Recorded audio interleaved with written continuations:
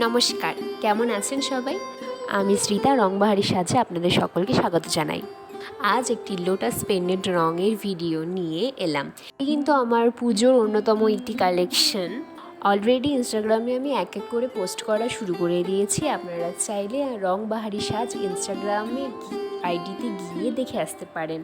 আমার লিঙ্কটি আমি ডিসক্রিপশনেও দিয়ে দেওয়ার চেষ্টা করব এবং না হলে পেজে অ্যাবাউটে পেয়ে যাবেন।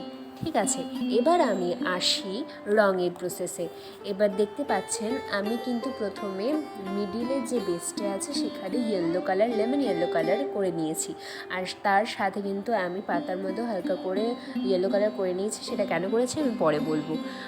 এরপর দেখতে পেলেন মাঝের যে ছোট গোল যেই অংশটি আছে সেখানে কিন্তু আমি গোল্ডেন ইয়েলো দিয়েছি। এরপরে বাইরের যে বড় গোলটি আছে বা রাউন্ড শেপটি আছে সেখানে আমি দিয়েছি ব্রাউন কালার।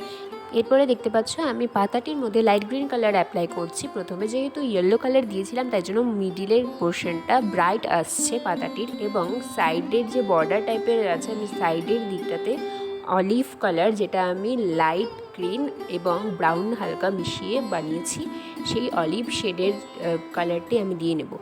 এরপরে আসছে এই লোটাস কালারটিতে। এখানে আমি রেড এবং হোয়াইট মিক্স করে পিঙ্ক শেডটা এনেছি। এক এক করে হালকা, দেন একটু ডিপ, দেন রেড করে এবার কালারটি করে নেব। এই লোটাসের যে পাপড়িগুলি আছে সেটা মিডলের হোক বা কড়ির হোক বা সাইডেরগুলো হোক, সেম প্রসেসেই করা হয়েছে। খালি এখন যেটা আমি করছি, ভালোভাবে লক্ষ্য করলে দেখতে পাবে আমি কিন্তু মাঝে একটু একটু করে রেড দিয়ে সেটাকেই স্প্রেড করে দিচ্ছি, তাহলে ডার্ক কালার চলে আসছে।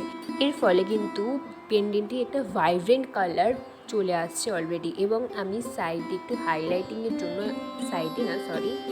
আগার দিকগুলোতে আমি হোয়াইট কালার দিয়ে দেব। ঠিক আছে, সেক্ষেত্রে কিন্তু হালকা ন্যাচারাল লুকটিও আসে। আর একটি মোস্ট ইম্পর্ট্যান্ট কথা হলো, রং করার আগে কিন্তু হোয়াইট বেস কালার করে নেওয়া উচিত।